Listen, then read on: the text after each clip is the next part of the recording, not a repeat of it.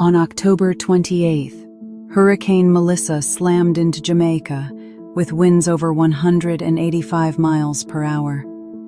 It was the strongest storm in the island's history. Entire communities were devastated. Lives were upended in a matter of hours. Thousands of families are now without homes, clean water, or electricity. Schools are closed. Hospitals are overwhelmed.